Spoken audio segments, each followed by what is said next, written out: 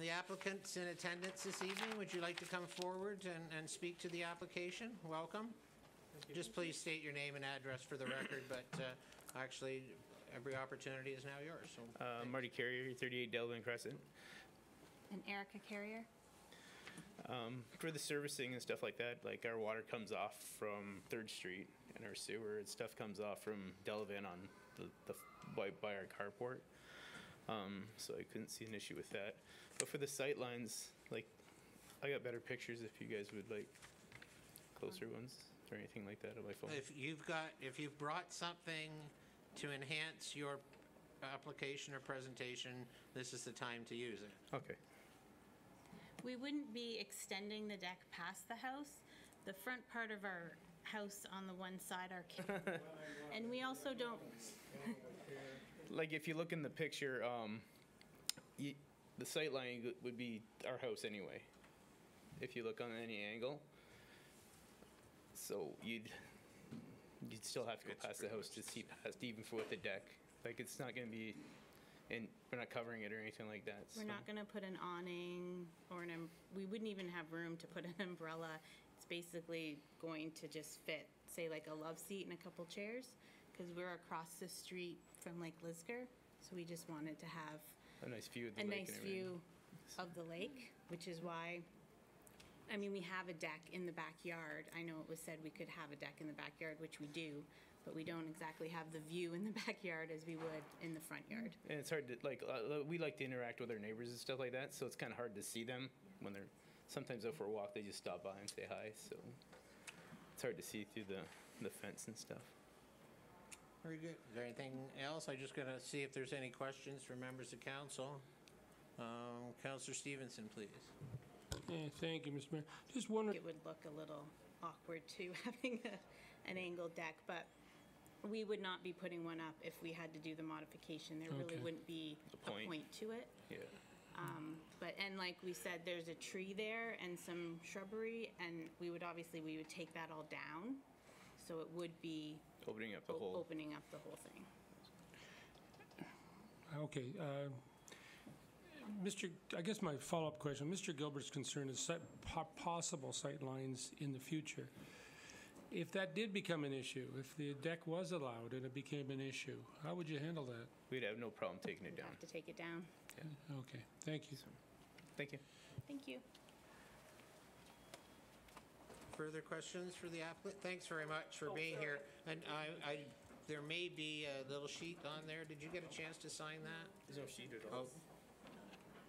Oh, because we've had the public meeting. Okay, that's good. That's more of an informational thing. Thank you very much. Thank you. I would just maybe retract for one moment to Mr. Gilbert. You mentioned neighbors, which ultimately is extremely important. So I would ask Mr. Gilbert to confirm, although it's in your report and in your subsequent report, that there had been no, both at our public meeting relative to this and in your 2 reports, no indication of concern of this particular proposal from the applicant. That's correct. We haven't had any written inquiries or telephone calls about this proposal. Very good.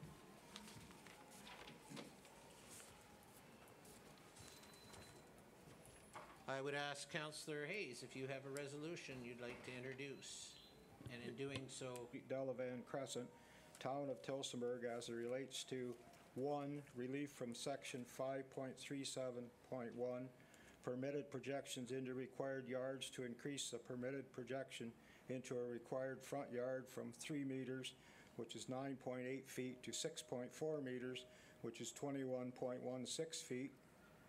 2, relief from section 5.37.1, permitted projections into required yards to increase the permitted projection into a required exterior side yard from 3 meters or 9.8 feet to 5.2 meters or 17.1 feet. 3, relief from section 5.37.1, permitted projections into required projection and the front lot line from 3 meters, 9.8 feet to 1.05 meters, 3.4 feet. And 4, relief from section 5.37.1, permitted projections into required yards to reduce the minimum setback between the proposed projection and the lot line from 3 meters or 9.8 feet to 2.3 meters, 2.38 meters, sorry, which is 7.8 feet, subject to the following conditions. Page 2. 1, that this relief shall only apply to an uncovered deck constructed in general conformance with Plate 3 of Report CP 2018-130, and 2, that a building permit for the proposed deck shall be issued within a year of committee's decision. Thank you very much, Councillor Hayes.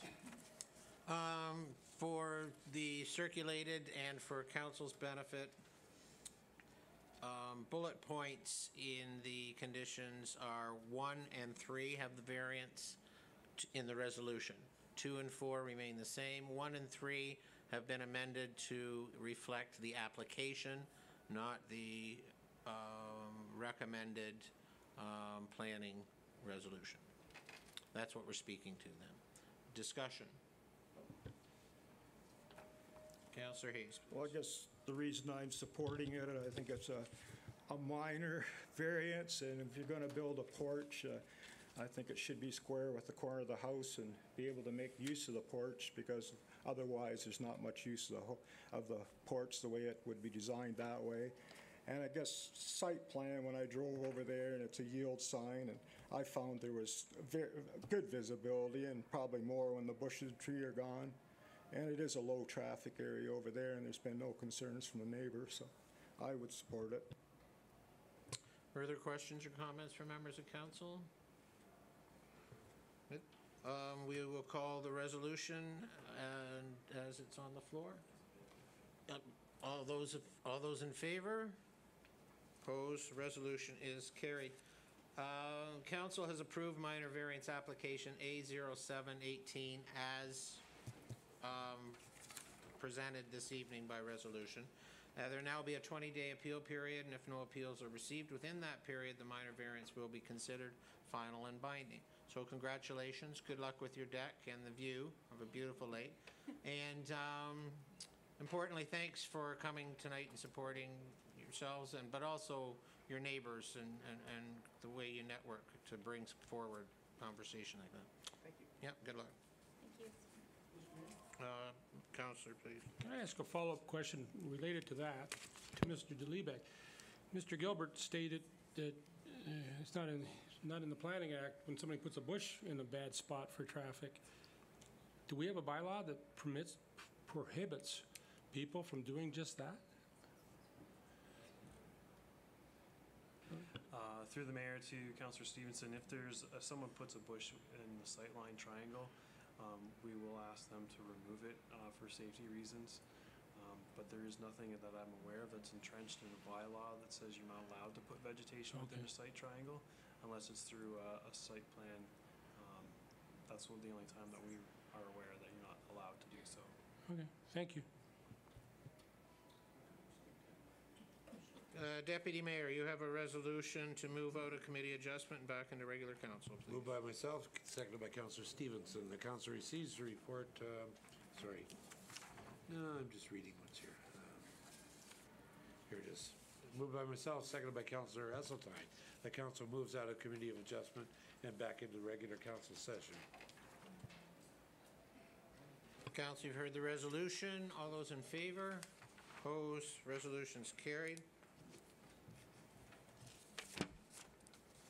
We move to the delegation and presentation portion of this evening's agenda.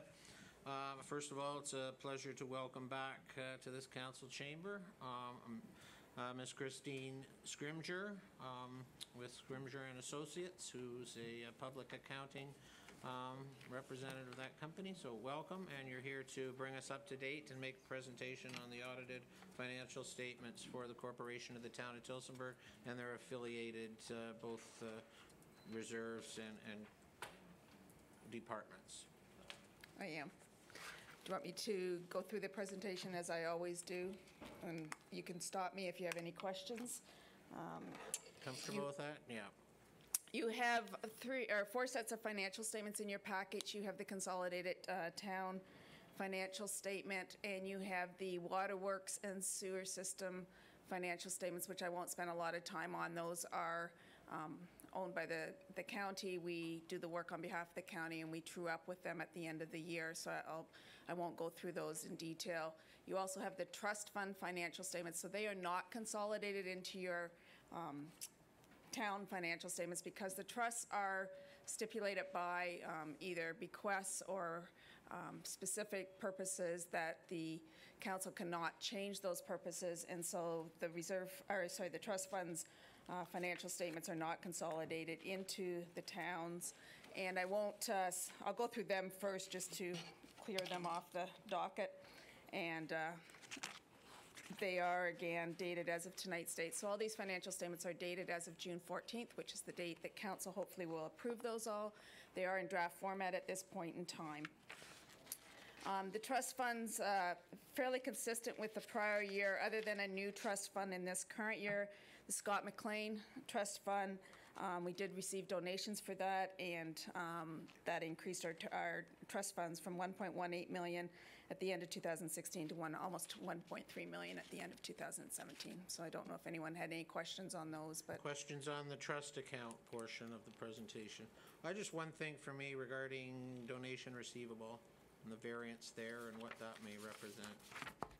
Maybe generically represent. sorry. So we had a donation. So if a donation is in transit, we have to record it in the year. So and because of that, it was the timing difference on that. So that's all. Is that identified as one donation? Yes. Yeah, okay. Yes. Okay, continue. All right. So then we'll get to the corporation financial statements.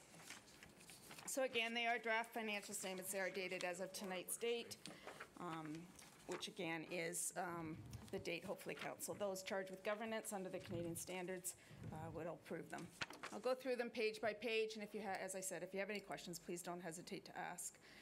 I'll remind council kind of the indicators I look at when I look at the financial statements. On my page 2, so I'm guessing page 4 in your package of my financial statement. So it's the consolidated statement of financial position, otherwise known more commonly as your balance sheet.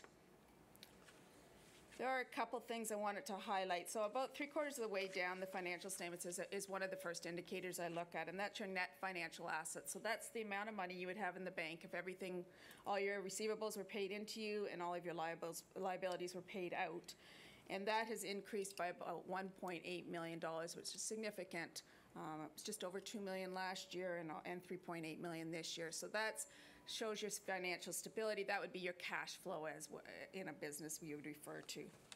All the numbers below that line are assets that you have to have in place in order to provide the services that you provide, cannot be sold, or you would not be able to provide the services. So you're not going to sell roads. You're not going to sell the buildings that you operate out of. So that is my next indicator. And if council remembers, when we went into PSAB, we are now amortizing our capital assets, and we want to replenish those capital assets at least in a value larger than your amortization, which we have done. So your capital assets at the end of 2016 with the work in progress in there were $53.6 million, and at the end of 2017, $54.2 million. So again, a big increase there. We've done that without increasing our debt significantly. We're up about $400,000 in debt over the year, and maintaining the rest of our deferred obligatory reserves as well.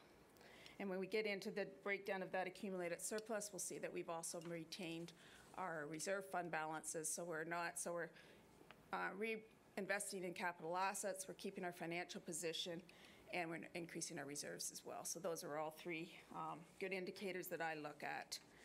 So at the end of the year, accumulated surplus, $58.7 million, and as you can see, the majority of that is in your tangible capital assets, which we would expect.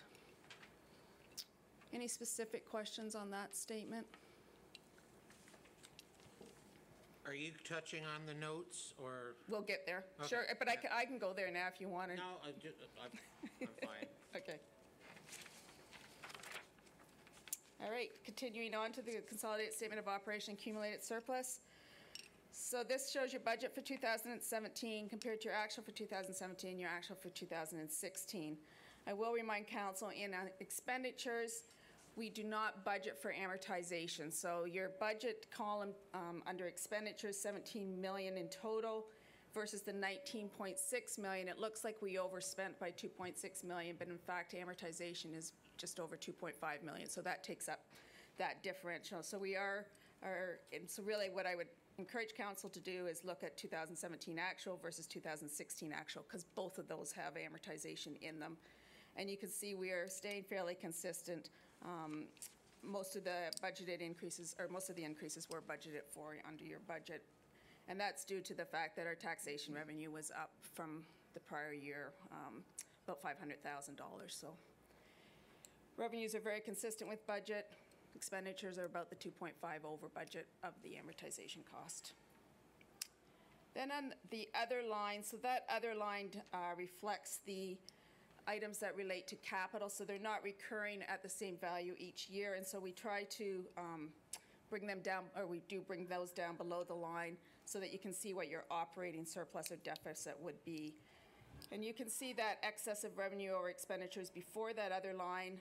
At the end of 2016, it was $565,000 in the hole, and this year it's just under $200,000. So we're going again in the right direction in that category.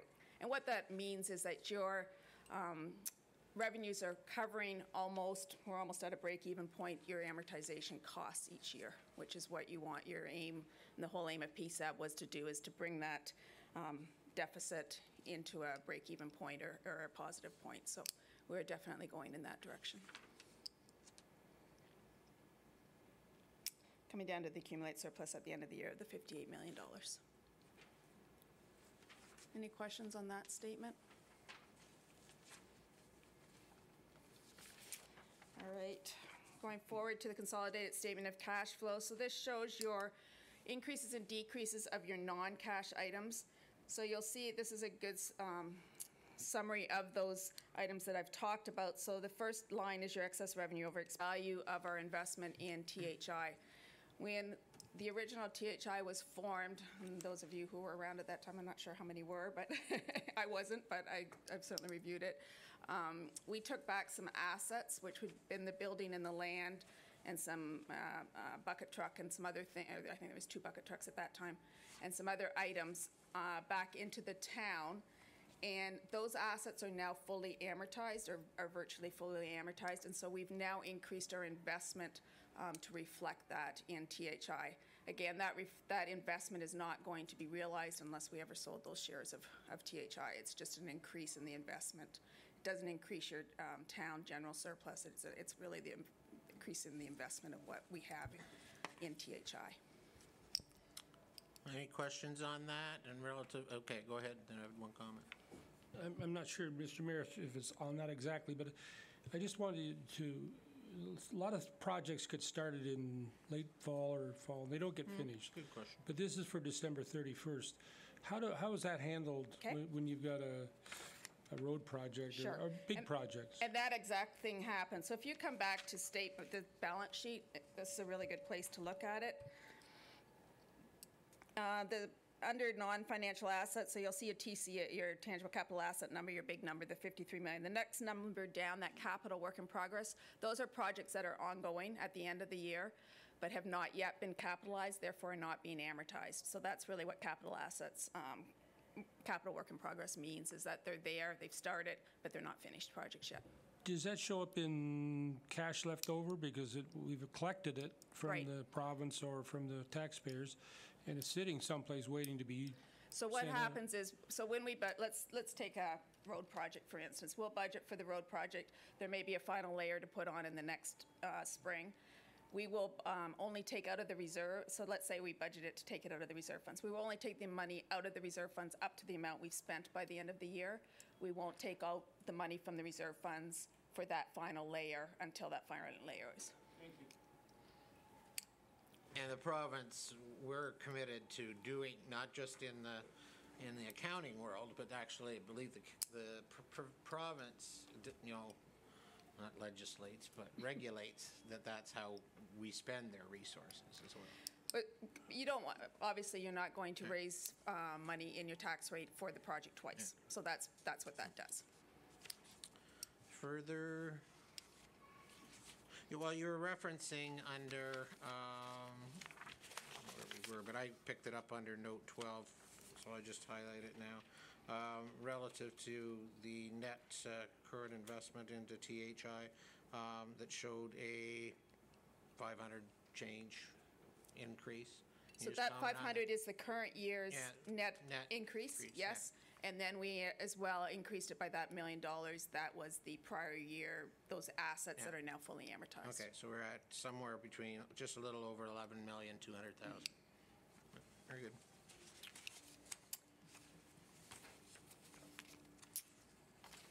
So I'm back on, if you want to go back to the statements, I'm on my page 5, which may be your page 7 of my report.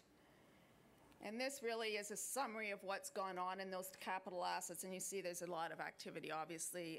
We had a very busy year. That acquisition of capital assets, $4.6 million. Some of that was work in progress from the last year being carried forward. But we...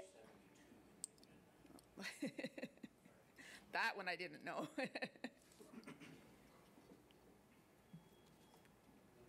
Okay. So this just breaks down how we got to that net increase of 3.8 million, which is what your working capital is at the end of the year. And then we get to the notes to the financial statement. I won't spend a lot of time on these other than to report a couple things. So this, when they called consolidated financial statements, they show our investment in THI, and they, as well, we consolidate the BIA, which is done by a separate accounting firm. It does not include the water or wastewater. And that's, note 1 is really just all your accounting policies. I'll sort of skip forward to a couple of notes that I think are important for council to note. In note number 4, you'll see that in addition to the revenues that are shown on the financial statements, there's another almost $13 million of revenue that flows through these offices that is collected on behalf of the county and school boards and then transferred over to them. Note number 9 breaks down your deferred revenue. So those are obligatory reserve funds, monies we've received either through DCs or federal gas tax monies and some other things that we are spending. We have restrictions on what we can spend them on, so that's why they're called obligatory reserve funds.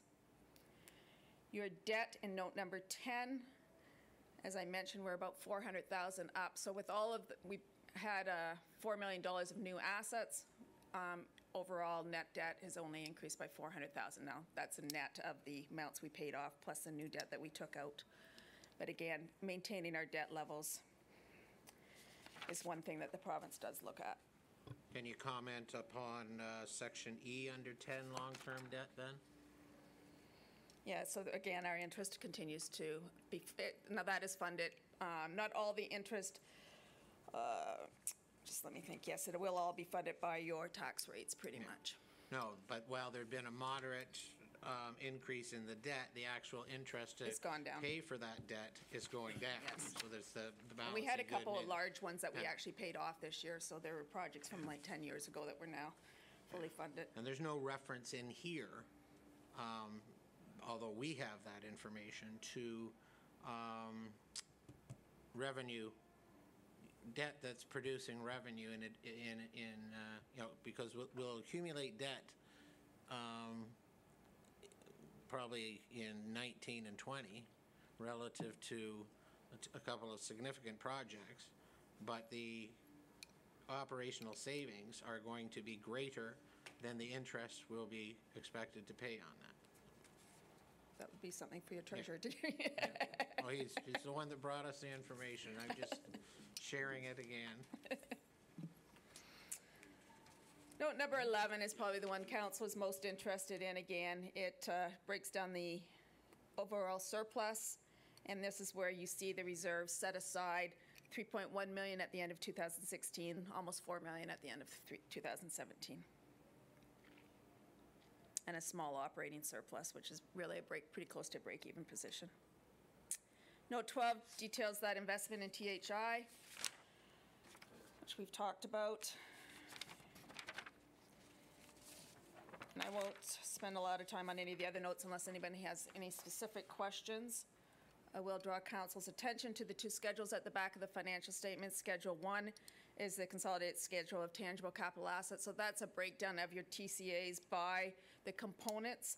And as you can imagine, transportation, roads, and bridges are your major ones.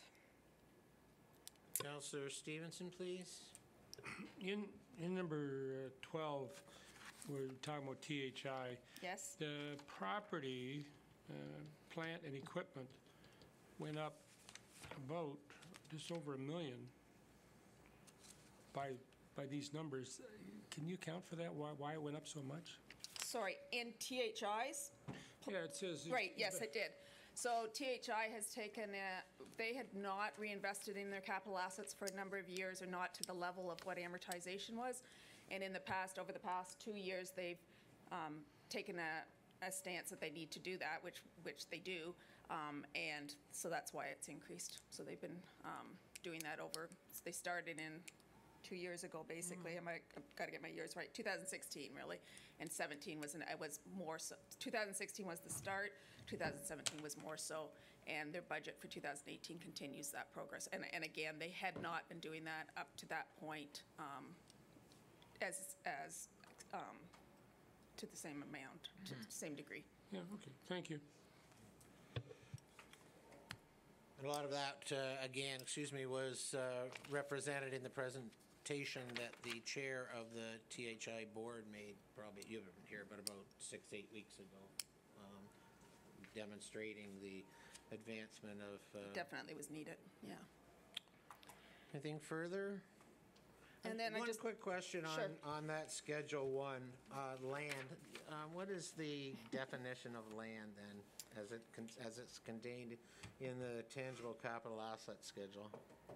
So land would be anything that would not depreciate. So it would be, so this is, and that, remember, this is the historical cost of land, so it definitely would not be the market value of land. So it's based on it. So if you're trying to equate it to the land you own, you won't get there, because obviously your fair market value is... That's looking for that answer, so thank you. All your capital assets are on historical costs, not what they're worth in today's dollars.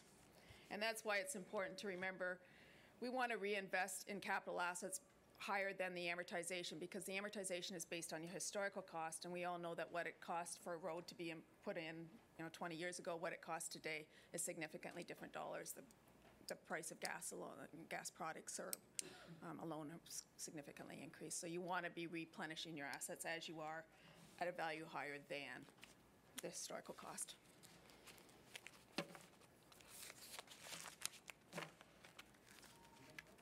I have nothing else. You also have in your package an independence letter, which I just declare my independence in conducting the audit. So. Well, thank you very much, Thank you. Christine, and on behalf of council, and I would suggest the people who, of the town who ultimately get the service, and you're transparent and your professional review of this corporation. We thank you for your continued hard work and efforts. Thank you.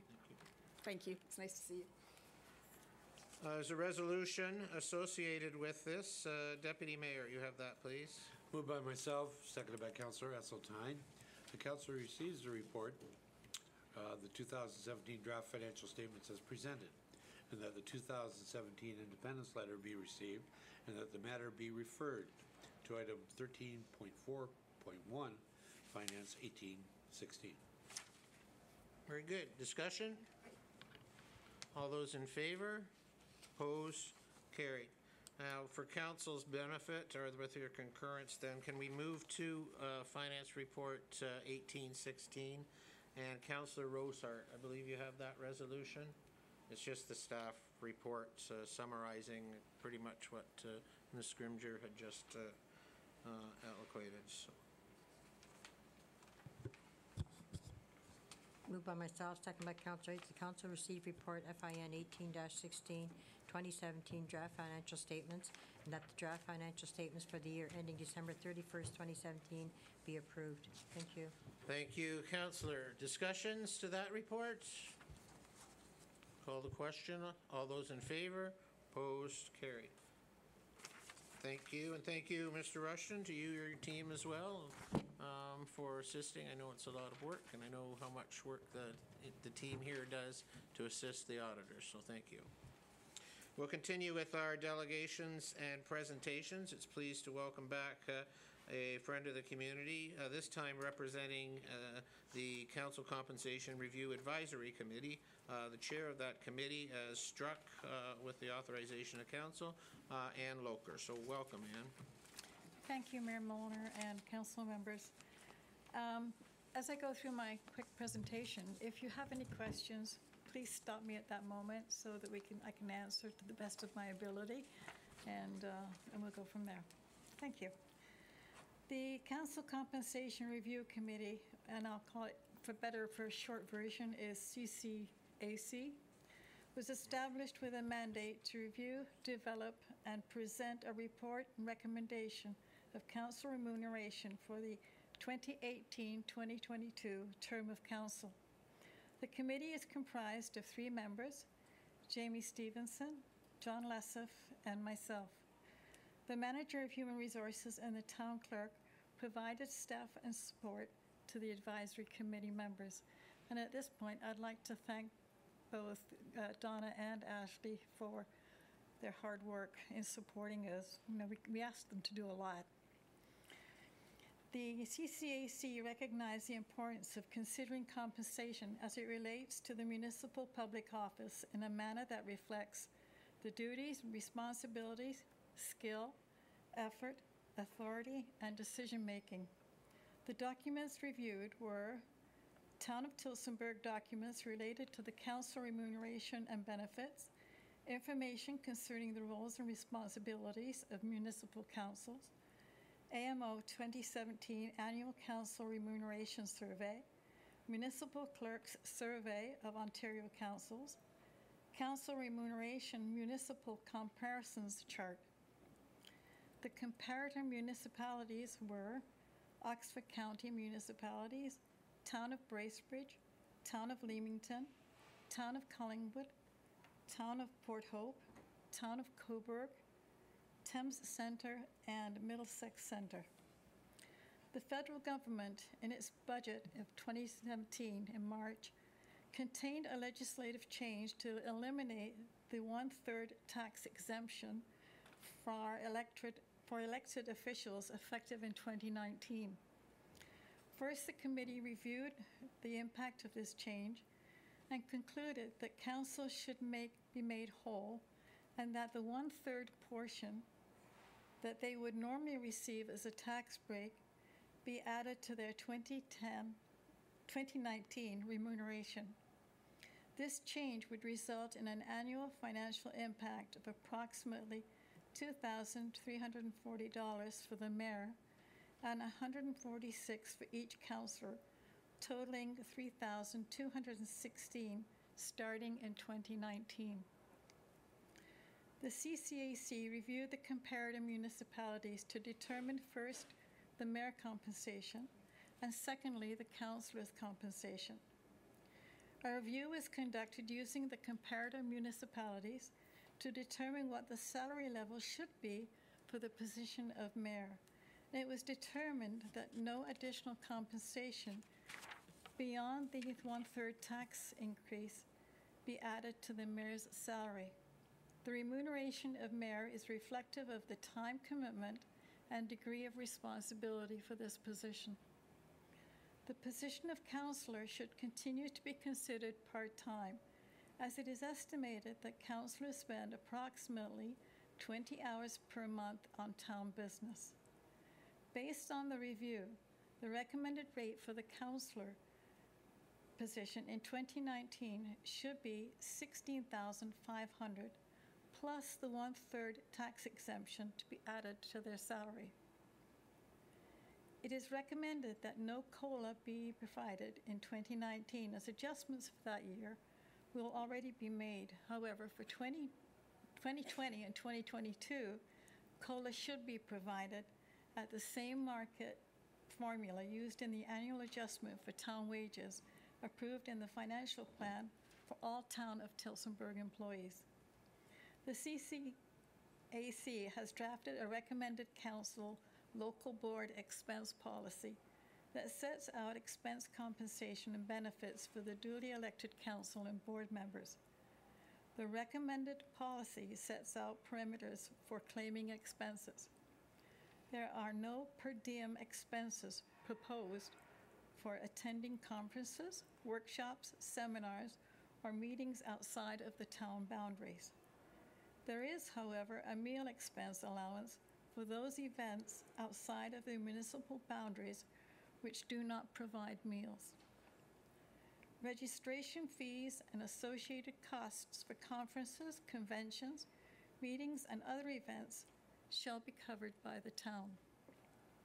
Ineligible expenses for members include additional accommodation for days outside a formal conference, alcohol and alcoholic beverages, mobile devices other than the town-provided device for mayor and acting deputy mayor, provision for internet services outside town-provided workspace, companion registration fees and expenses at conferences, personal entertainment, sightseeing, concerts, sporting events that one may go to after hours, personal services, example, shoe shine, valet service, spa treatments, personal vehicle costs beyond mileage, maintenance, repairs, and traffic and parking fines.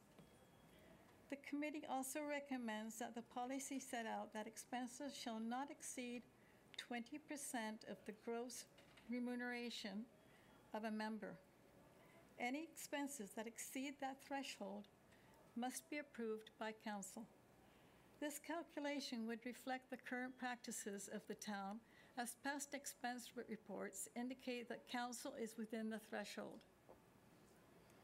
The current group extended health benefits plan and contribution rates provided for the elected officials are currently paid by the town in full for members of council.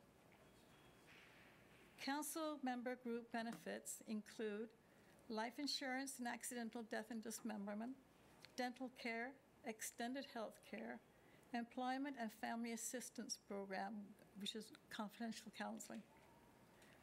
Following the analysis of comparative municipalities, it was determined that approximately half of those municipalities offered extended health coverage plans to councillors, and a few of those required elected officials to pay for half of the coverage fee. The CCAC is recommending that the mayor position, being that a full-time position, continue to receive full benefits covered by the town, and that councillors entitled to benefits pay 30% of the cost of those benefits, which would be about $139 per month.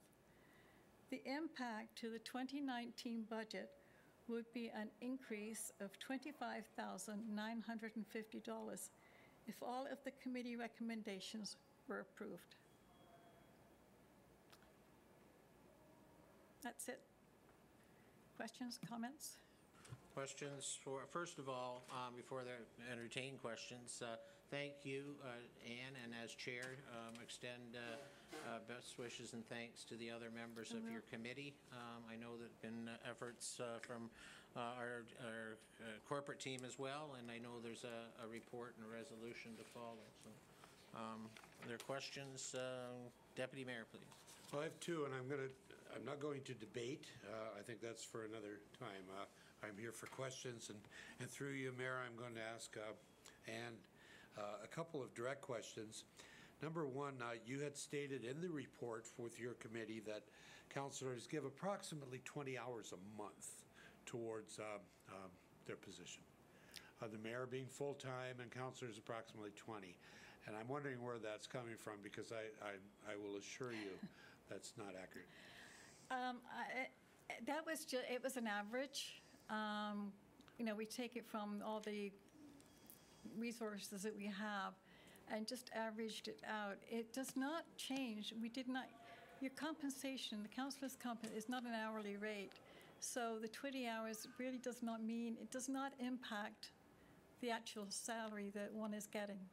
No, it's just to reflect the part-time status, basically. Okay, all right. No, that's a good point. But I will assure you, yeah, I'm sure you certainly with myself and and I'm not speaking for others, but that number is extremely not accurate. The other question I had is when this report came out, I like to see comparators. We have had over the years comparators with other municipalities as far as what the perks and benefits were, the salaries were compared to what we get. None of that information is available here. I don't see how much the deputy mayor's position is paid. I don't see how much the mayor's position is paid in this report, nor do I see the councillor's position paid in this report. Donna can get you that. I would like to see that, and I would like to see that with the other ones as well. And the reason I say that, Ann, a couple of years ago, this came up, and the numbers were significantly more in some of the comparators, but the benefits weren't. So by the time you balanced them, you could really see where you were in fairness to what was done. For example, here, your committee is recommending to be away is not compensated for.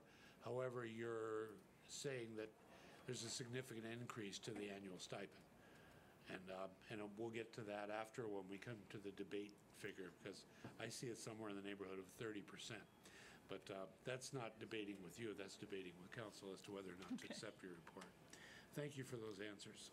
But that's what I would like to see. I don't know how the others feel. Maybe they don't want to see that. That's what I'd like to see. Thank you. And just confirming, there is a report coming up for deliberation as well. Councillor Esseltine, please. Thank you, Mr. Mayor. Thank you, Ann, for your report and for your work on the municipal remuneration survey. I have just a couple of questions. My first one, actually, Councillor Bears has already mentioned, and I was concerned as well about the indication that 20 hours a month was the amount of time that a councillor would spend on municipal business. And although I appreciate what you say, that it doesn't it doesn't reflect in the salary that you're putting forward, it does reflect on the work that councillors do, and I think it should be more realistic, because somebody looking at this thinking that 20 hours is all we spend would think that perhaps the salary's One high. of the basis, Councillor Councillor Esseltine, that we looked at also was the actual required meetings that are attended by councillors.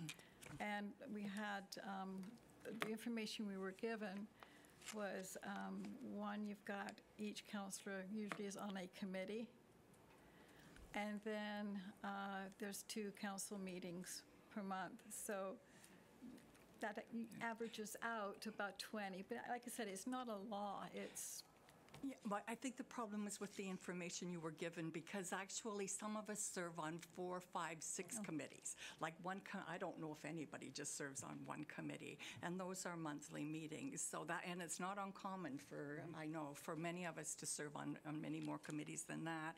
And as well, the number of meetings, like we can add to that budget meetings and THI meetings and different things like that. So even the 22 meetings that it's indicated here on some of the documentation I got from your report isn't realistic. So I don't know who put that information together, but I don't think it accurately reflects the business of council. And just a couple of other things I wanted to ask you about. So about the per diems then for attending conferences or meetings out of town. On one of the documentations then that I have, the elected officials remuneration survey, it does indicate, and that relates to the communities that are comparators for us, it does indicate that 9 of 13 of the communities here do pay per diems, and the Tillsonburg per diem up until this point has been $130, and we're recommending nothing. But the per diems of those 9 of 13, all of them are much higher, if not much higher, than the $130. So I would think that we could maybe reconsider that.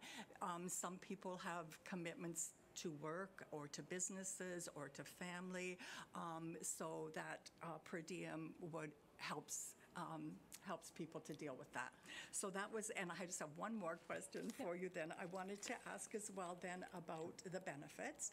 And so again, in the documentation that I've gotten, 4 of 8 pay complete benefits, to ask counselors to pay 50% and to ask counselors to pay 30%. And I'm just wondering, is that optional? Like, is it optional to participate in this, or is it mandatory? That I wouldn't, I think it's optional for the family. I'm not sure. Donna, can you answer that? I don't. I believe the optional for family. Yeah, I think so. It's not optional for the Member. the member, but to extend it to family member, like as a family, I believe that's optional. Yeah. Like, that can stand corrected, and I think We'll get that that. additional notes are being taken, so if Okay. there's clarity required, we will be getting answers collectively to some of the questions. Okay, I was just thinking if it was optional, I don't have a problem with it. If it's mandatory and people have to pay for something, then I would question that. So, and lastly, you did an excellent job. Like, I did go through the large report from the Association of Municipalities of Ontario, and it says that for municipalities from 10,000 to 25,000, 17,703 is the average salary, and you're putting forward 16,500. So, we're right in there. It says that 45% provide group benefits package, and we're talking about that as well. 50% get cell phone reimbursement. We don't have that. And 74% review neighboring municipalities to determine compensation, and you've done that. So you've done an excellent job, and I appreciate your work, and thank you very much. Just to comment on the per diem, okay, that was an area that the committee had quite a discussion on, and I think although we decided to say not move it forward on our recommendation, it was sort of almost like 49-50. And I think, because we see both sides to it and we understand that. But I think in the end run, it's council's decision. Okay, but as a committee, it wasn't an issue if it stays. Thanks very much. Okay. Any more? It was Councillor Stevenson, please. Thank you. Through you to Ann. In your deliberations, when was the last time this was done for council? The mayor's position was kind of reviewed 4 years ago, and changes were made. I know that. When was council done? I believe 8 years. Yeah, it's been quite a while. Was it? From my I understanding. believe the I thought it was very 4 first years, month, but- yeah, it was okay. 8 years, 7 and then 3 Okay, quarter so years ago. when was council done then? 8 years? Okay. Anyways, can we find that out? I'm just curious. I'm going to ask the clerk for some clarity, and then go back to Councillor Stevenson, please.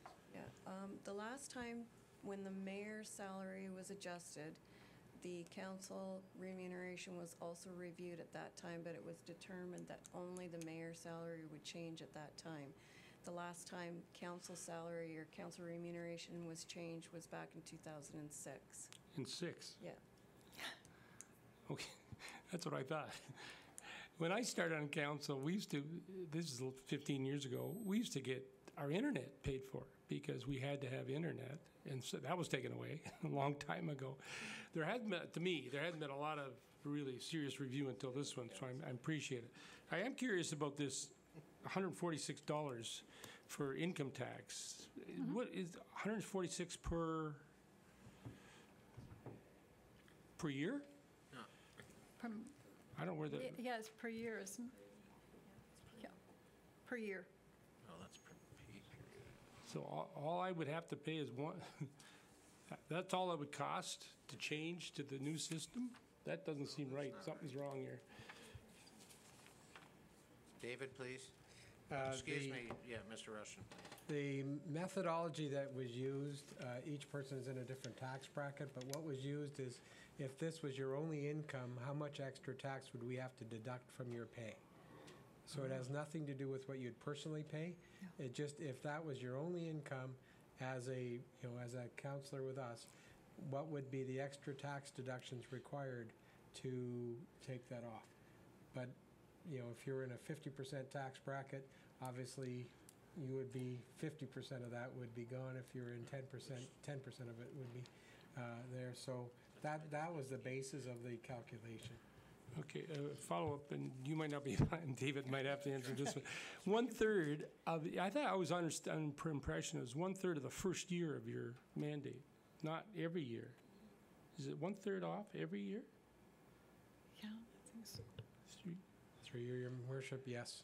Okay, I wasn't aware of that. The benefits thing, did you guys debate just saying, well, look at, instead of taking 30% off their benefits, I don't know how many counselors take, I guess we all get benefits, I don't know. My family does through town. I'm just curious, did you talk about just, well, forget the 30%, we'll just take the equivalent amount off the other end of the increase? It seems funny that you're going to give us something here but take away there. Yeah, but I think what we did was we addressed everything in a separate manner. You looked at them separately? Yeah. Rather than just collectively. Yeah. I think that goes back to what the deputy mayor said. It's for us to compare. We need to see what the bottom line is in Leamington and the other places, so we can say, oh, okay, now we know where we stand. Okay, thank you. You're welcome. Councillor Hayes, please. Thanks, Mr. Mayor. To Ann, no, it was a good report. I thank you for all the work you did on that report and meetings you've had. And I guess I've said it here before. I said, how do we ourselves kind of set our own salary? I look at myself, I do a lot for the community too, and I don't want to debate how many hours we actually work per week or per month. I mean, it can vary from week to week or month to month, and I don't know that number you've come up with is, you know, it's, how do you know really? We're on different committees too and whatnot, we're involved, so. Again, I think one note, what you have here in the report is you want to try to establish a dollar figure that we can attract more people to run for municipal office. Because I hear it all the time too, you know, you want to run for council. Oh, they don't pay, you know, I got my job to do and I've bills to pay and I'm not going to do it for that amount of money. So we've got to be trying to fair to attract people because we need good people that are competent and want to come out and take part in these. That's true. So I thank you for your report. Thank you. Further questions, comments? It's actually, I'm following up on the original, and thanks again, Ann, to you and your team. And I know the clerk is taking some notes, and there's a report that'll come on the floor immediately following the delegation. Concurring, and this is what this is about. This isn't about what you make or how you make it, or it's about equity. It's about fairness, but mostly it's about providing an opportunity that's attractive for a next generation to say, yes, I'm prepared to risk and give, but, you know, knowing that there aren't impediments or barriers that are turning away potentially good people. Well, it's altruistic to most of, you know, it's not, this isn't about individual comments. I'm trying to refrain from that, but, you know, I need a report to tell me how much you make. Like, it's never been about that. But I want to make a couple comments relative to benefits and most importantly, the expenses. I am going to suggest very publicly that I do not understand, so I'll look for some support on education on the correlation between a ratio of 20% and a salary. And whether there's been, I guess, a comparable on what value expenses, individual expenses have to the salary line. So as the salaries are being held, and this matter of fact, a message in day one was about education and a commitment to be the most knowledgeable council we possibly can be. And there are barriers inside the restrictions on expenses. Every year in a budget, there'll be a ceiling put on that. But there are already potential opportunities that may be lost to people coming in, board members in related boards that I don't know that they've been, you know, had the opportunity for engagement on this. So that's not a negative comment, but it's, I guess the question would be what statistical analysis was done on current expenses and how that directly correlates to a salary. No, that would be the question. Like a dollar figure? Well, sort of. the policy, as recommended, is taking a figure of 20%, I believe, if I've read that correctly, of a salary. But I'm trying to rationalize, is that not, did I not read that? I apologize. That's what I read. Right, 20%. And I'm saying they're two different numbers. But how did the 20, well, pick a number, what's a person get? If it's 15, now it's 3,000. Is that correct? So your expenses, no, but if counselor's making 15, don't hold me to that number, but if the counselor's making 15,000, their expenses are 2,000, or 3,000, excuse me.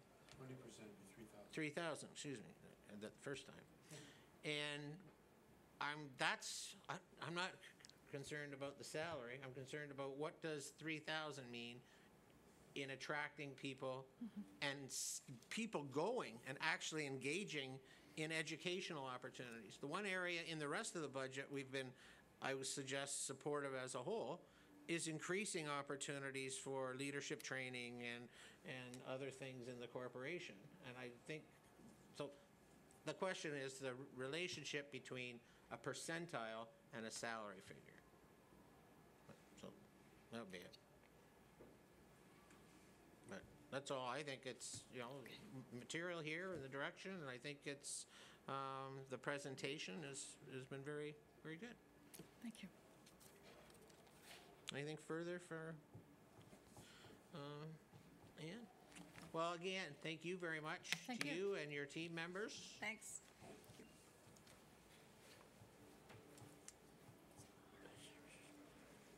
Councillor Esseltine, you have a resolution, please.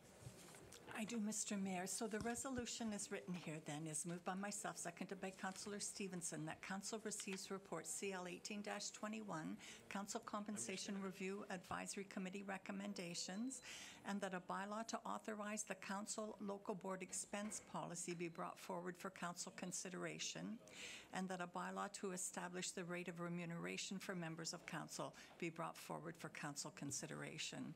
So I don't believe that these bylaws are ready tonight, are they? Did I miss them? They're not in our thing tonight. So if we wanted to see then changes from the recommendations, do we need to make that part of the motion, or will those changes come between now and when the bylaw comes Okay, forward? did you completed the resolution? I did. Okay, so the resolution's on the floor. I'm going to ask the clerk to speak to that, and as she's doing so, reflect upon the question you've just asked. I can commit at this point, based on the notes that I've taken today, bring back an additional report with the bylaw and include some of the comments that were provided tonight at the next council meeting.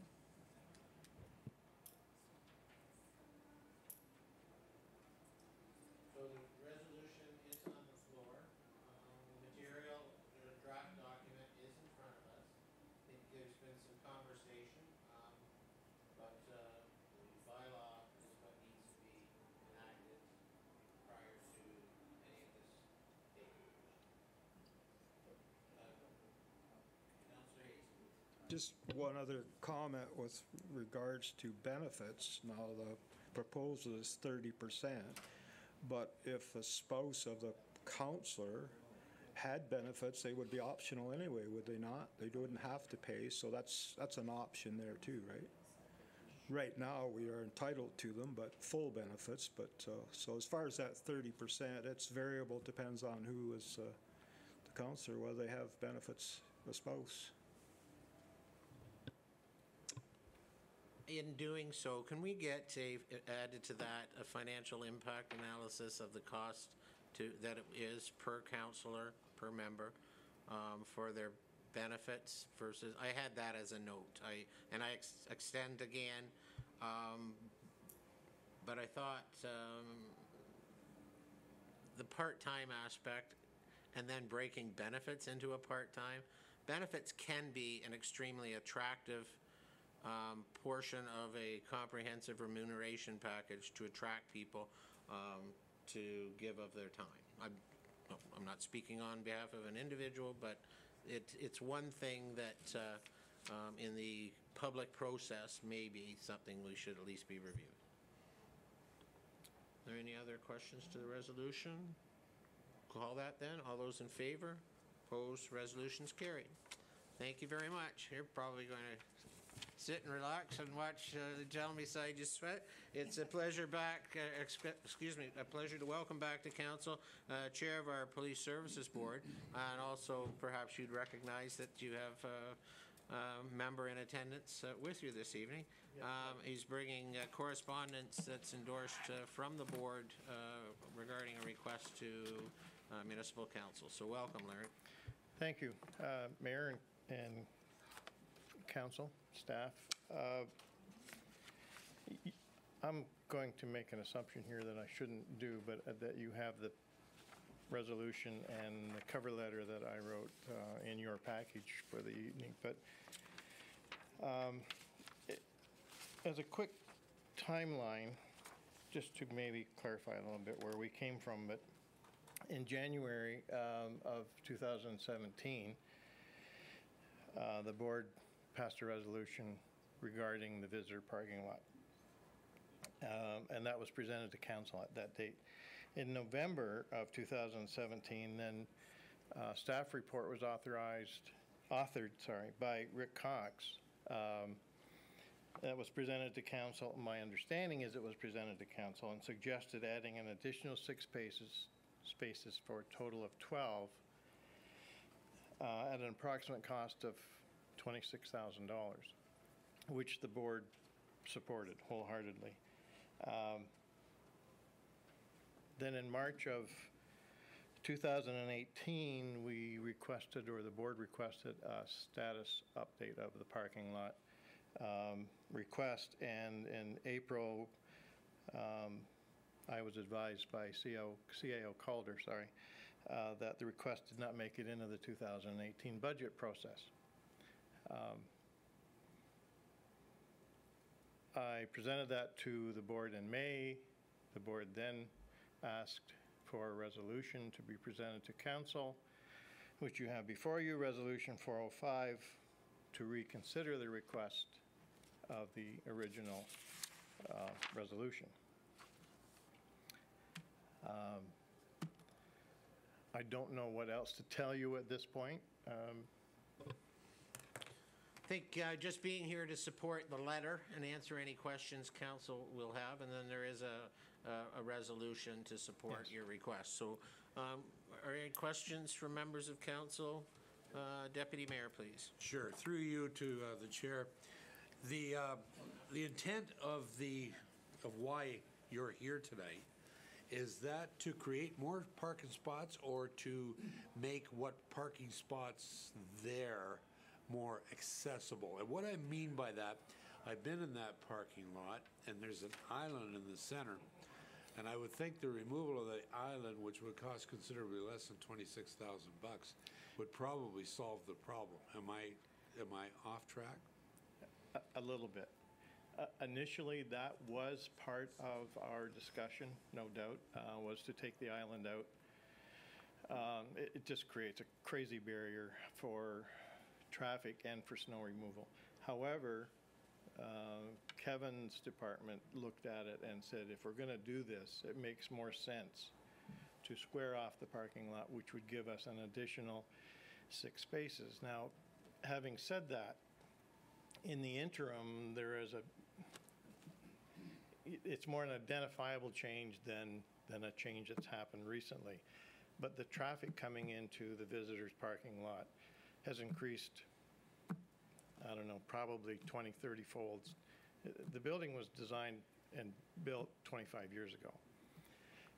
It was built for a population of approximately 12,000.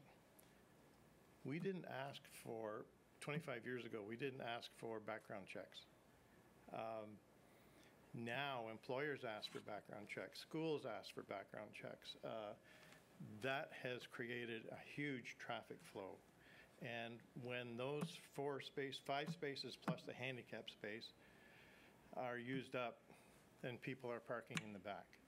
They're ignoring the restricted signs. And quite honestly, the constables get a little edgy with somebody pulling in the back these days and getting out of a car. And I've witnessed it myself.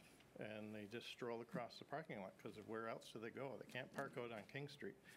So, long story short, what was suggested by Kevin's group makes much more sense than where we were going, just to remove the traffic island. Would have helped, but wouldn't solve the whole problem. Very good. Further? I think, just speaking as a PSB member, also council, there was some, whether it was just confusion or expectation, I think the clear review at this point is that it was never in the budget. But there may have been an anticipation that it was going to be in the budget, so there was never any proactive deliberation by any individual member or a collective council to ensure that it was in the budget. So this is an opportunity for, in essence, a reconsideration. And I think the goal tonight is to, there was a very drafted, engineered, or at least a drafted thing that had been circulated that we've all had a chance to see.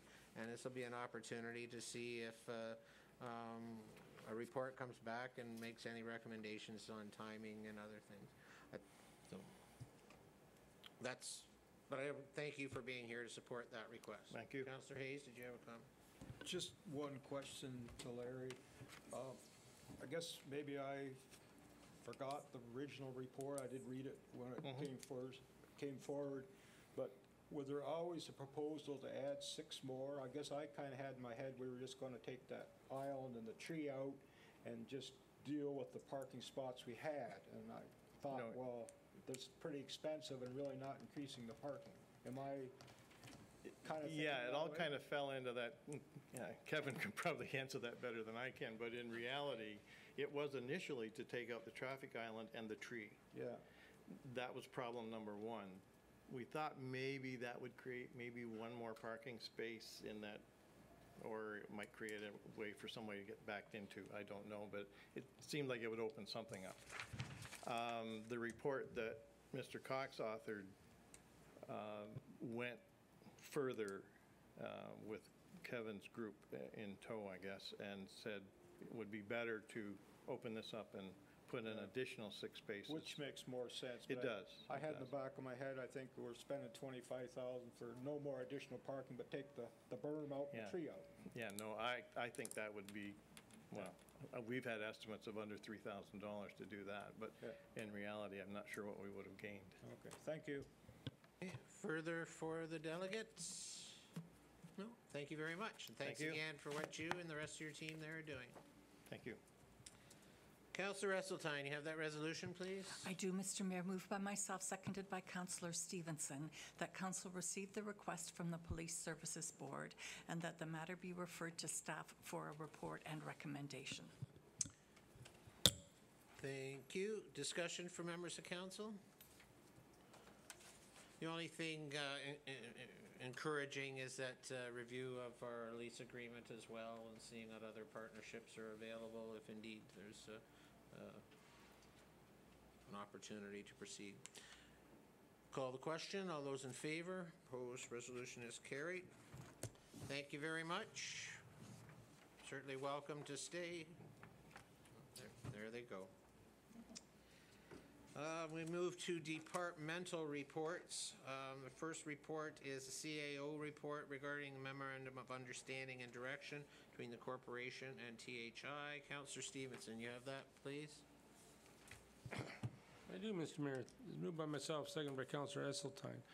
The council received report CAO 18-08, a memorandum of understanding and direction between the corporation of the town of Tillsonburg and Tillsonburg Hydro Inc. for information.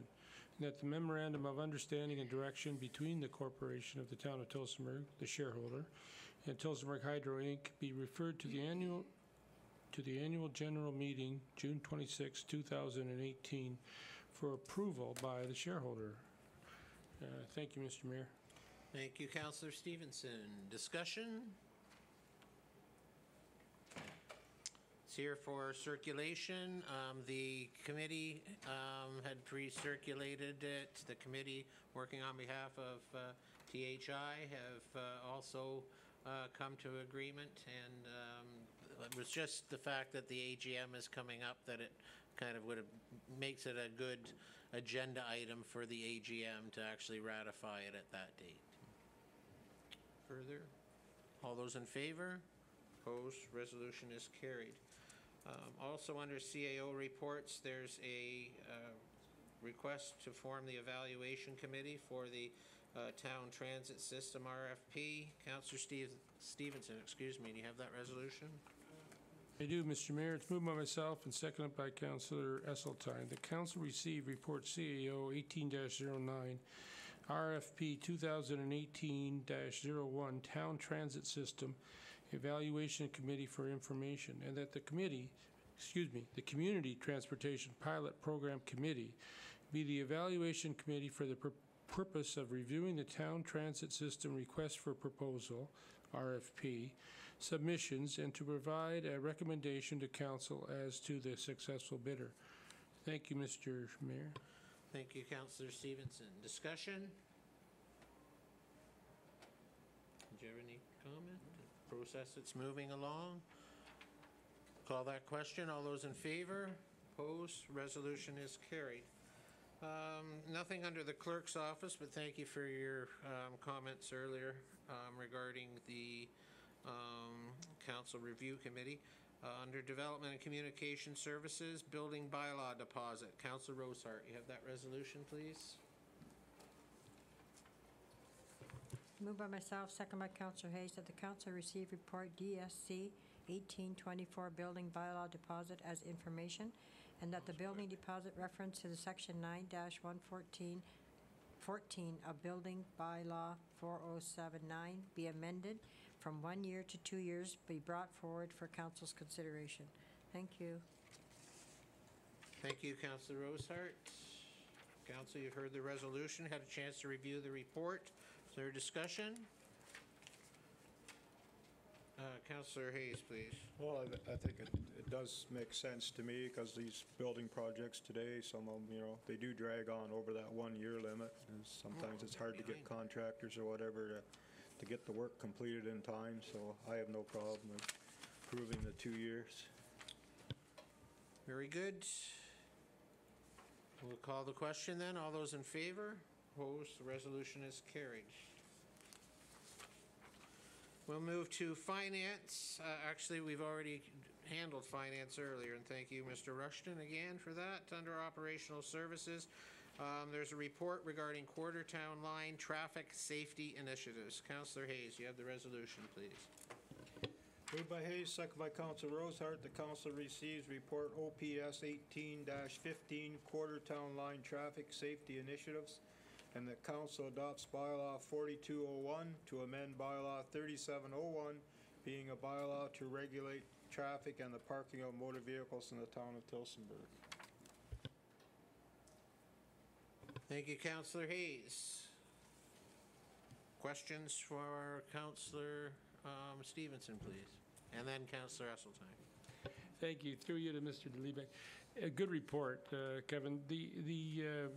Just for clarification, the 40-kilometer zone now, will it go and as it stands now and be replaced by the flashing lights at the 3 times of the day? Through Mayor Mulliner to Councillor Stevenson, essentially that's correct. Okay. And the other part of it, the crosswalks at North Street and Glendale and the new one down by the Westfield, they're just there to warn traffic that there's a pedestrian crosswalk. There's no flashing lights there. There's no to do with those. Through the Mayor, Councillor Stevenson, where there's no recommended change to the crossing guard locations. Yeah. So we'll keep those. But there'll be strips put on the paint on the road to indicate it. They're not there now, I don't believe, are they? On North Street and Quartertown Line They are there. just yes. that one. Yes. But the other two will go in. Okay, that's good. Thank you very much. It was Councillor Esseltine. I apologize. Thanks, Mr. Mayor. I just want to ask, so once, assuming that this gets approval tonight, when do you foresee the crosswalks and things being implemented? Through the mayor to Councillor Esseltine, you have a pamphlet that I handed out earlier, that this will go with the student body as part of their June report cards, to help get the word out, so that way we can get the implementation over the holidays. So then that way when the student body goes back to school, they'll have seen this, and then the first week during before school we'll turn them on. So the implementation is over the two-month summer July. holidays for students, yes. Okay. And is there a light at the pedestrian crossovers? Like if they press the button or whatever, is there is a light activated? Through the mayor to Councillor Esseltine, yes, that's correct. The rapid flashing beacons would be activated at that point in time, and traffic is required to stop at those triangular marks in order to allow the pedestrian to cross. Okay, excellent. I thought it was an excellent thing to get the schools to support this with letters. Like that's an excellent thing. They certainly, it sounds like they really appreciate what the town's doing with regard to safety for students. Thank you. I'm going to Councillor Rosehart, then back to Councillor Stevens. Thank you. Through you, Mr. Mayor, to Mr. Delipik, would they be the same as what we have up in Hickory Hills now? Through the mayor to Councillor Rosehart, yes, it would be the same type of PXO. And they are beautiful. Just go up there and see them. They're amazing lights. The crossing lights that they have in Hickory Hills. Councillor Stevenson. On a health and safety follow-up to what Councillor Esseltine was talking about, the kids are going to get this, but I hope there's a real educational component at the school, because pushing a button doesn't stop a car. And I have seen people push the button and walk out and the car didn't see it. They're distracted or whatever, and bad things happen. So I hope there's an educational component to the, well, families will, but just because you push a button, I've seen it out front of here, you know, they walk out thinking that button's automatically going to stop traffic. So I just hope that that'll be a follow-up too at the schools or in the homes for safety. Thank you. Councillor. Councillor No, addressing Councillor Stevenson's question, I'd ask the Director of Operations. Thank you, Mayor Molnar. To Councillor Stevenson, yes, actually we will be, because there is now enforcement and penalties, 3 demerit points and fines associated, we'll be teaming up with the local OPP detachment for the back to school week, and having a police presence at these locations. Because it is a legislative requirement for vehicles to stop, I foresee some education by the OPP detachment during this time, and it is our plan to activate these 1 week before school begins, to flash all day long, just so that people can get aware and kind of be like, whoa, what's going on, and get their foot off the accelerator, as well as for the first week during school, and then go to the times laid out in the traffic bylaw. Very good. Any final questions? No, I didn't have it. I just recognized the engagement process, I think was important. I'd asked or discussed earlier if it was appropriate to just give first and second readings, seeing that this is more educationally and school related. It's really going to be September before operationally the advantages there. But I think most importantly, under consultation in the report, I would suggest that public engagement has been very thorough, opportunity for comments, and as I read here, all comments received from the general public support the proposed bylaw amendments. So as of between any date of writing the report and tonight's council meeting, you can Received 2 comments in support. and so it's continuing to be positive. So I think it's great, and I'd also like to again recognize, as some others have, the our intern, like these are our people in the marketing department producing some of these quality materials, and then of course our Director of Operations vehicle is in there. We noticed it's a yellow Mercedes convertible, but no, it's not. It's not. So further, the resolution is on the floor. All those in favor? Opposed? Carried.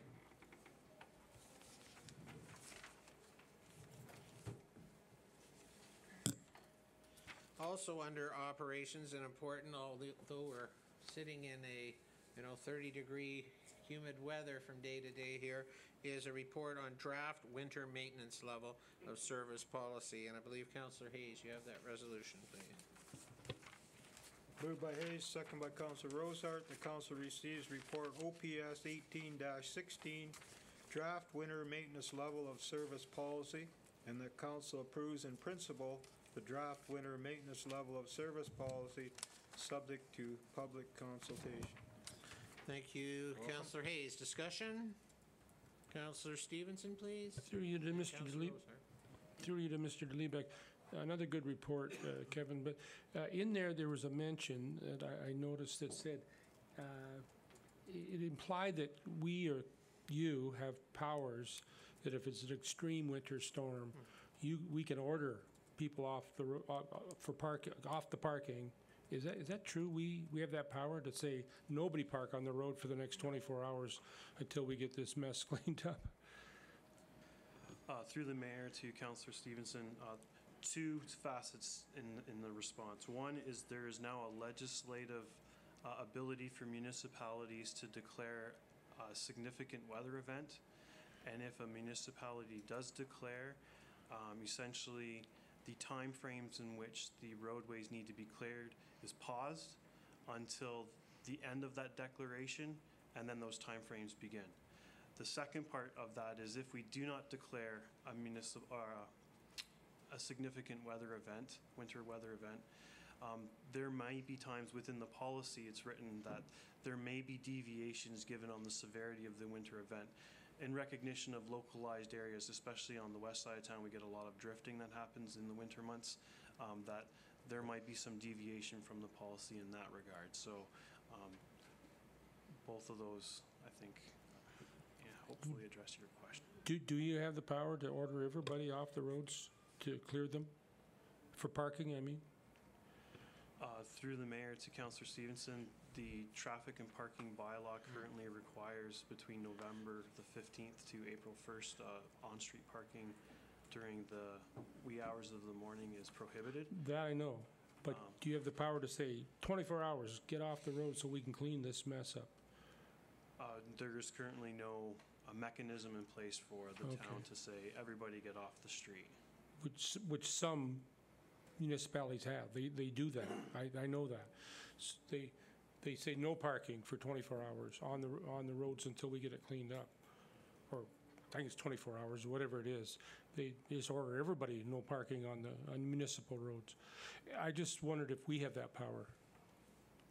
We have not introduced that Oh, type okay. of Thank you. bylaw. Councillor Rosart, please. Through you, Mr. Mayor, just to follow up on Councillor Stevenson's comment. We did at one time have no parking on the streets at all, and then we changed it again. But I agree. I know on our street alone, once 7 o'clock in the morning hits, everybody's coming home from work, and our street is lined up with cars. And then the plows can't get down them to plow it. And I struggle with that because I find our streets aren't plowed properly or the cars are plowed in. And I'm wondering if we should create a bylaw again that during the winter months, nobody parks on the streets because they never get to our street till in the middle of the day. And I understand, I don't have an issue with that. It's just that there's cars parked on it and the street doesn't properly get cleaned. So we're kind of stuck with a mess. I'm just wondering about the sidewalks. Are we going to have to clean the sidewalks, Mr. DeLebeck, or will that be done by the town, or will we be responsible for some of it some of the time? Through the mayor to Councillor Rosart, in early May, an amendment to the minimum maintenance standards was introduced that now requires municipalities to perform sidewalk maintenance operations to be completed within 48 hours after the snowfall has ended. You may recall the comprehensive sidewalk review report that we did. Our proposed levels of service are in fact higher than what the amendment has been to the standard, and we comply with that aspect. So basically it's the same as what we've been performing in the past of sending our sidewalk machines out there to perform winter maintenance, which is now, at least there's a prescribed level of service for all to at least reference. Just to follow up, and now on Concession Street, we have a sidewalk on the south side, and we have a path on the north side. And I'm wondering, will the pathway be maintained as well as the sidewalk, or is there a difference in service on those two? Through the mayor to Councillor Esseltine, we've defined a sidewalk as a hard surface pathway. So that way any hard surface pathways within parks and open space, so for example in Memorial Park there's a hard surface pathway, Vivention's Memorial Walkway is a hard surface pathway, and they also receive service given the level of pedestrian traffic in those areas. So just to follow up, that concludes the one on Concession Street as well, then will also be cleaned? That is correct. Thank you. Further questions, comments from members of council? Councillor Esseltine, please. Thank you, Mr. Mayor. I just have a question then about the public consultation or public engagement. So it says in your report that, so I'm wondering, will this whole document, this whole winter maintenance level service policy be posted online for people to see and available at the customer service center, or at you're talking about a public information center? Through the mayor to Councillor Esseltine, thank you for the plug. Yes, the draft policy will be available on our website. We'll be putting ads in the local newspaper to direct people to download that, to read it and review it. It will also be available at the PIC, which just as of today, we've scheduled for July the 12th. Okay. So that way at the town hall meeting on July the 5th, I can make another plug to come out and participate. So we'll be posting this up tomorrow in all the administration buildings as well, and posting this online. So that's kind of the plan. Okay, so if people have concerns about what's in the policy, like the length of time before their street is cleaned or whatever, this would be the place they could express those concerns? Through the mayor to Councillor Esseltine, there's a publicworks@tillsonburg.ca email address if you'd like to send in your comments. You can come out to the PIC and voice your concerns there, or you can reach the manager of Public Works or myself at any point in time to express your support or changes or suggestions. Okay, thanks very much. Further from members of council? Just very briefly, one is the aspect about a declaration of significant weather event. I don't see it in the policy. My question is, who and how is that declared?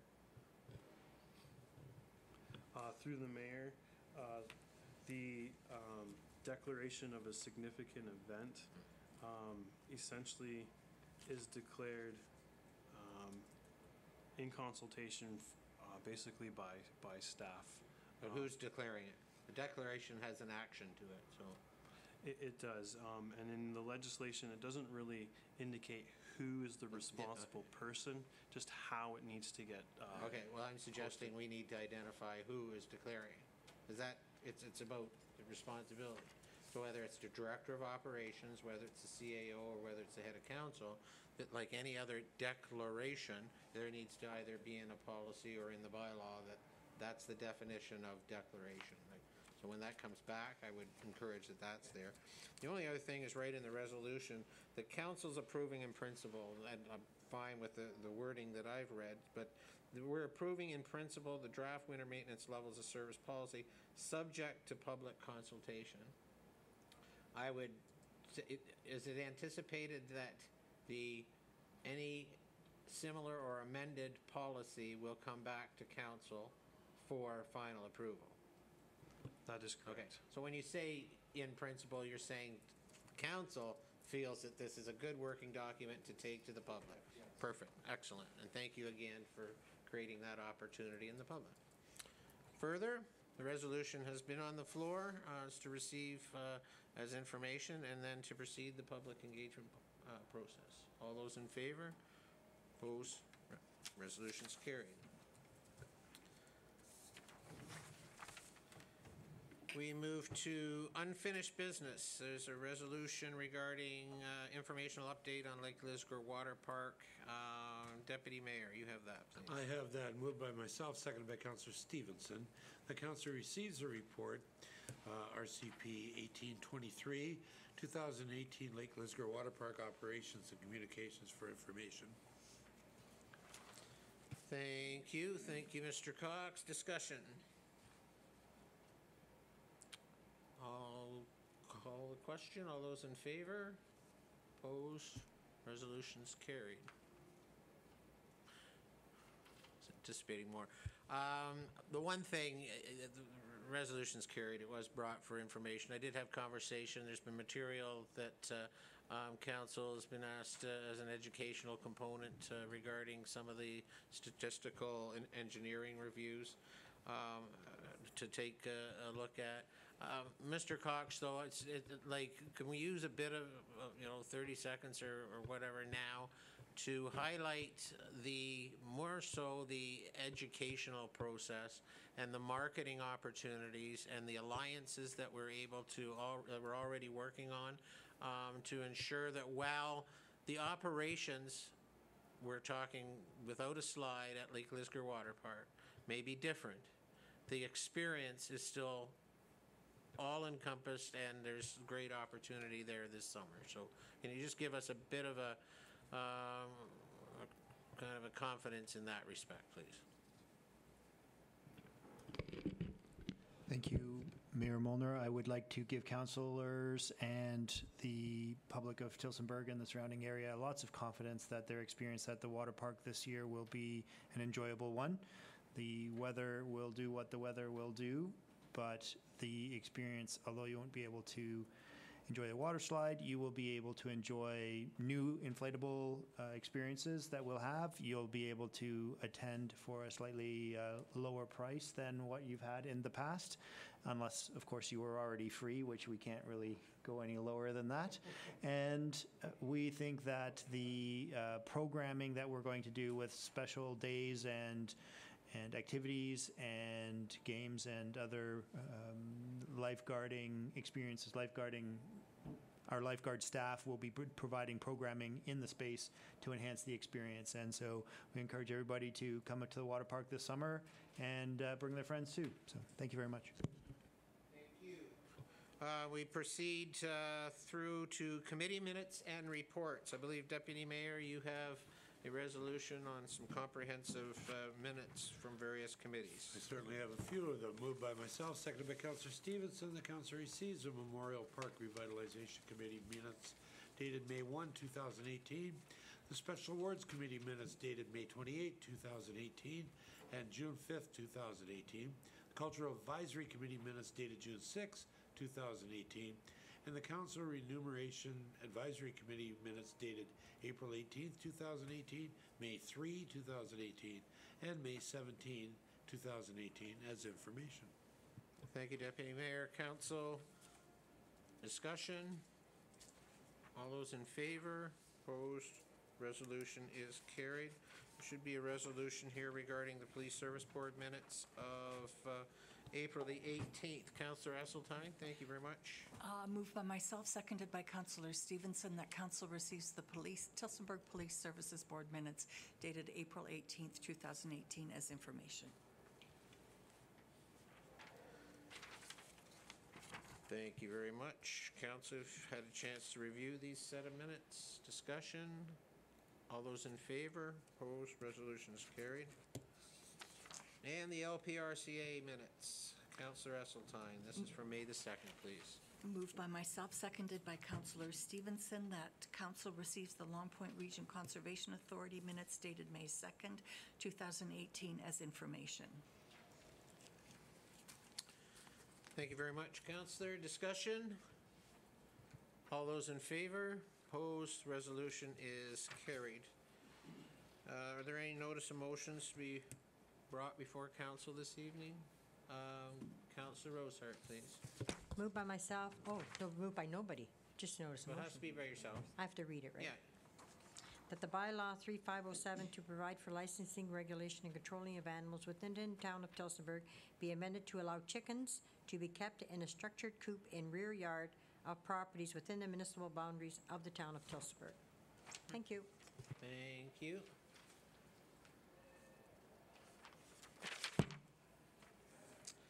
Anything further on notice of motions? And seeing none, resolutions. There's a resolution that's appearing on council's agenda to make recommendation before the AGM of THI coming up later in June. These correspondence also that was received dated June the 4th. Councillor Stevenson, do you have that resolution, please? I do, Mr. Mayor. It's moved by myself, seconded by Councillor Esseltine. The council supports the appointment of Alex Zerbatovich, Ann Luker, Dan Razokas, Ernie Vidovic, John Gavese, and Julianne Snell as directors for Tillsonburg Hydro Inc. until the 2019 annual general meeting, and that Deputy Mayor Dave Bears, the shareholder representative, be appointed until the end of this term of council. And further, that this resolution be forwarded to the Tillsonburg Hydro Inc. annual general meeting scheduled for June 26, 2018. Thank you, Thank Mr. you, Mayor. Councillor. Discussion? Councillor Esseltine, please. I just wanted to ask, I know that we had advertised for applicants for serving on the Tillsonburg Hydro Board, and that we did receive one, and we got that resume to review. And I wondered, would that applicant be notified that the board was filled, but that we would retain his application in the event there was a vacancy? What would be the follow-up with that applicant? Perhaps both the clerk and I won't ask you to speak on behalf of THI, but we do share the information because it's important that they have that. But I don't know the corporate policy on retaining, but ask the clerk if she has comment. Well, past practice has been any applications that have been received, the individual has been contacted and notified that the board has made their selections and that they were not appointed. Not necessarily that we would retain their application. We haven't done that in the past, but we can if that's council's direction. Without amending a resolution, I think you raise a good point, and probably in policy in the future could be revisited, but would we be in a position to, with concurrence of council, ensure that the materials regarding any applicants to the board of THI are forwarded to THI, and then ultimately they, as a independent corporation, can make their retention of that material up to them?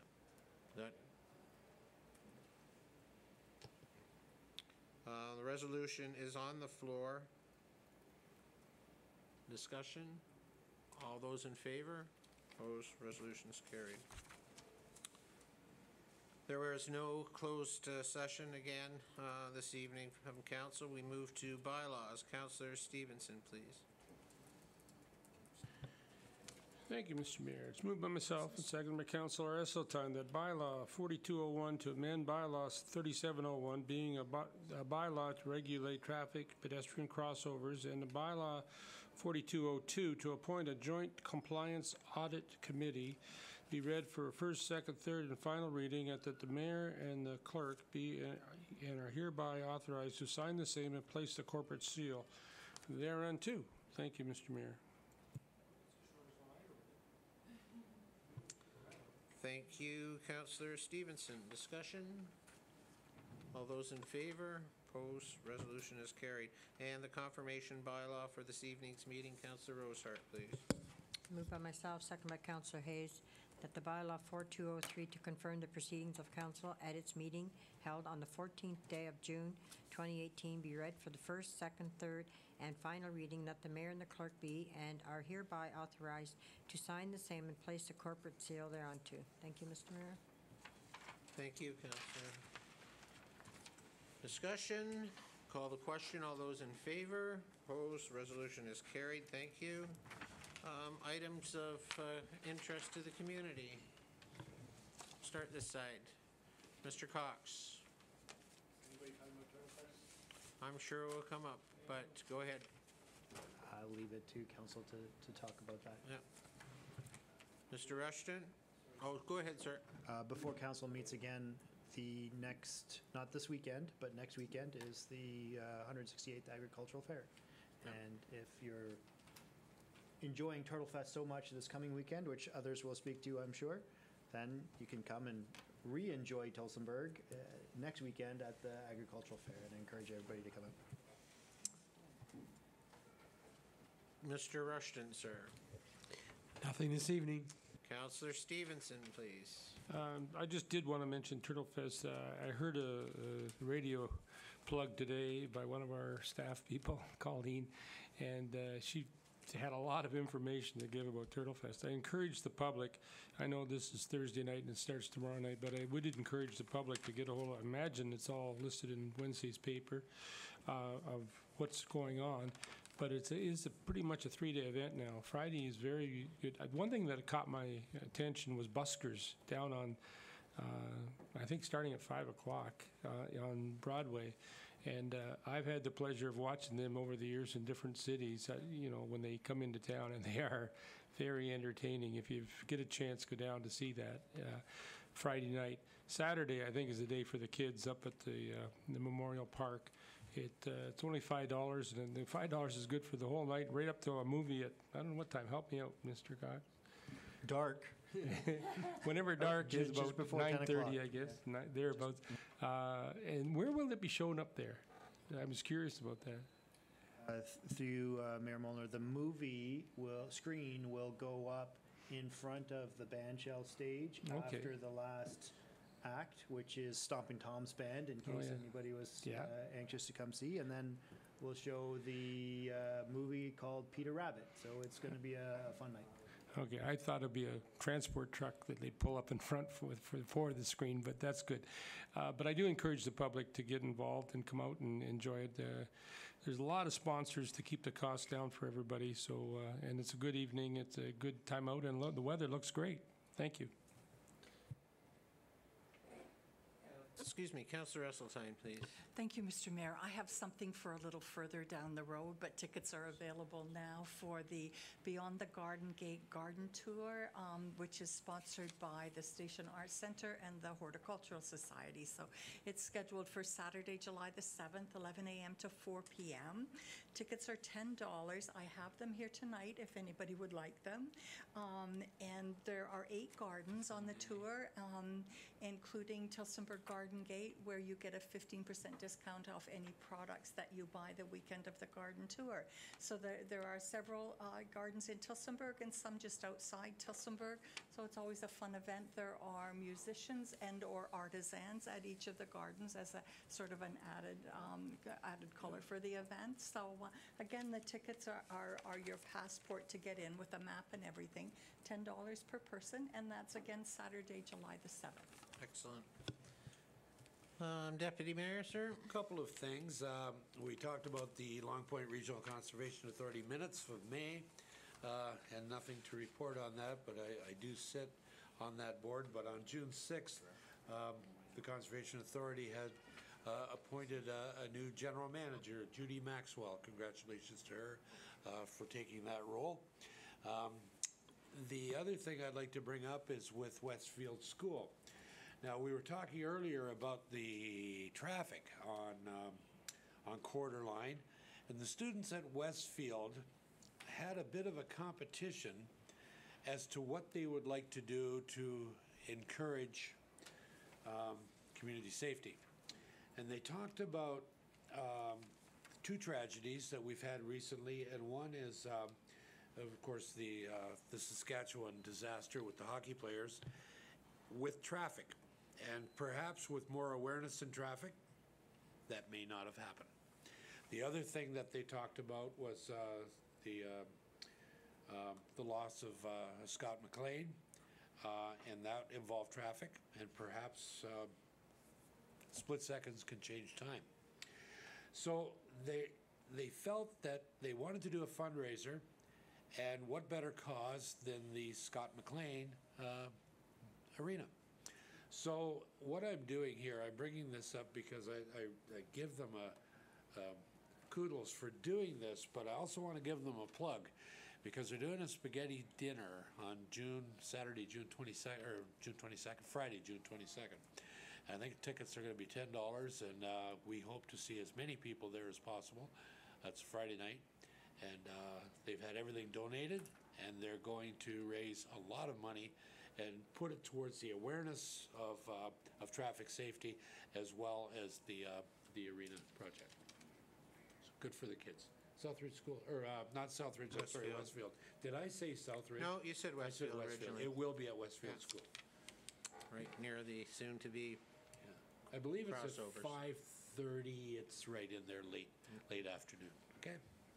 It'll be advertised. Madam Clerk, did you have any comments this evening? No thanks, Mr. Mayor. Mr. DeLevac, sir. Yes, to members of the public, just a reminder, I know that it's 30 degrees outside, but we will be proactively talking about winter control and levels of service. So if you would like to make some comment or come out and participate at the public consultation on July the 12th, 2018, at the Lions Den at the Community Center between 6 and 7 p.m., please come on out and provide us with your feedback. Councillor Rosehart, please. Thank you, Mr. Mayor. I'd like to thank the director for the nice entranceway into the cemetery. The flowers are absolutely beautiful. Thank you. Have nothing but comments. Entrance into the town of Tillsonburg, I know the downtown's beautiful, but that is very well done, and I thank you for that. Looks really, really nice. And I also would like to comment on the Carroll Trail, because I walked it again the other day, and the bags are holding. We've had 2 major storms, absolutely wonderful, and I don't recall who did that. Would, Through you, Mayor Moeller, Cortland Gardens, Cortland Property Maintenance, just north of town, were the company that coordinated that project. very nice. And I was under the understanding there's a railing going up. I noticed that it isn't up yet. I was wondering if that was going to go up this year. Yes, it's going to happen. We just needed to wait for the hydro seeding and plantings to be done before we put a railing up to prevent access to do that. And so over the next few weeks, you're going to see both the plantings and presumably the railing as well. Very nice. Thank you. Councillor Post Hayes. and chain, sorry. Councillor Hayes, please. Just want to say thanks again, Rick, to that cemetery. Looks great. Thank you very much for the effort out there, so. I'd like to thank my team for the hard work that they've done, and certainly Kevin's team helped us get back on track. So it's been a tough couple of weeks, but I appreciate the compliments, and I'll pass them on to my team. Thank you. Thank you. We hope they're watching. Okay, Councillor Stevenson, please. And one quick thing, I want to compliment the county this time. They got that trail done from Quartertown line over to Tilson now. I was on it today, and it is really a big plus to this town. Kids are going to be able to go all the way from the east side of town to the soccer park pretty much unimpeded. It's a beautiful setup they've got, so thanks, Rick. I'll pass that on to. Actually, I think the best way to describe the full and complete connectivity of the Trans-Canada Trail portion east of the community that links up ultimately with Norfolk County is that you'll find that within a matter of a week or so that connectivity will be completely accessible.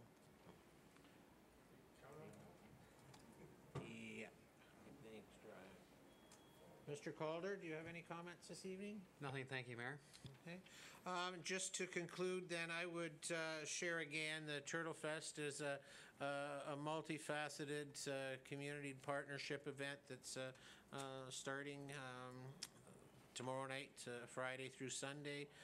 Free block party downtown, all the opportunities may be highlighted by the dunk tank at 5:30 to 6, but I share the youth's enthusiasm because I think the monies you raise during your half hour, you can donate to a local organization or charity, so I've chosen to support the J.L. Scott McLean Legacy Fund and the work they're doing to build the outdoor recreation pad.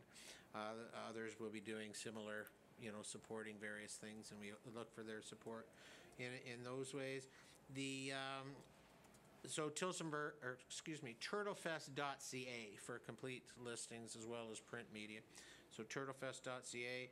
And thank you, Mr. Cox, for leading us into a conversation about the Tillsonburg Tri-County Agricultural Fair. New date and time this year, but still an organization whose lineage and history is older than this town itself. As we begin to look forward to other celebrations in our community, including as I look out, including the celebration coming up on the 45th anniversary of the museum later in the month. So I believe that's what I would like to share. A couple of the other opportunities, including actually on the Sunday of Turtlefest, but separate from, on Sunday the 17th at 1 o'clock is the official ribbon cutting and opening of the David Johnson Memorial Dog Park. There'll be brief presentations, but really post that there'll be a lot of fun and outdoor games involving the canines and, with prizes and different things. So that's at 1 o'clock at the David Johnson Memorial Dog Park, just in the Memorial Park area. I had one more. Yeah, go ahead, please. Thank you. One of Tillsonburg's favorite daughters, Margaret Fishback Powers, who wrote the famous poem Footprints in the Sand, Tillsonburg native, is home this week, as she will be the guest speaker at St. Paul's United Church on Sunday morning at 10:30. So if you'd like to meet and greet her, perhaps have a book signed, it would be a good time to go and enjoy the Father's Day sermon there, which will be put on by Margaret and her husband at St. Paul's United Church. Thank you. Thank you. That's Paul Powers and Margaret Fishback Powers. Excellent. Councillor Rosehart, do you have a resolution that can bring this meeting to adjournment? Moved by myself, second by Councilor Hayes, the council meeting of Monday, June 14, 2018 be adjourned at 8:03. Thank you very much. Just all those in favor? My computer Opposed? Carried. This council will stand adjourned until 6 p.m. on June the 25th, 2018. Thanks very much. Good night.